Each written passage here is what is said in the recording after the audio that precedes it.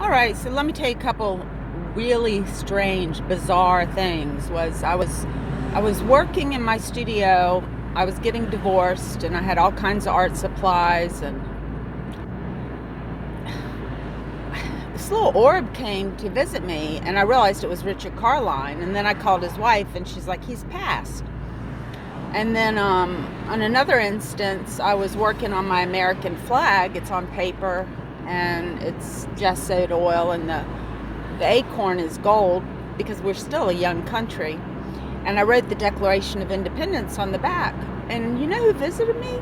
Thomas Jefferson. I'm not kidding you. He danced with me. We just went around in circles a few times. At least in my mind, that's what happened. And then,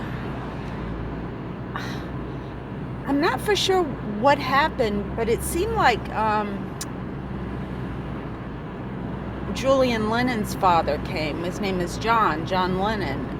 And I wrote it on the wall. I did a drawing. I said, John Lennon was here. And it was weird because it was way before I came up with World Preschool. I hadn't imagined such a thing yet. I was just working as learning and redoing my art career since I'd taken a few years off to raise kids. But then again, there's that instance where one time I saw Kent, and he was sick, and he had white light coming out of his eyes. I was driving by, and I slowed down to look at him, and we didn't say anything, and then the painting that jumped off the wall. Now,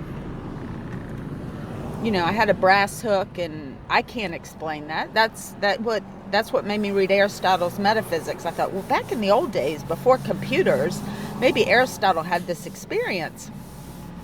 And so he did not exactly, but he did have a sense of humor, saying that he didn't really know that much about he couldn't really, he could only relate what he saw. So those are my instances of metaphysics. Thank you.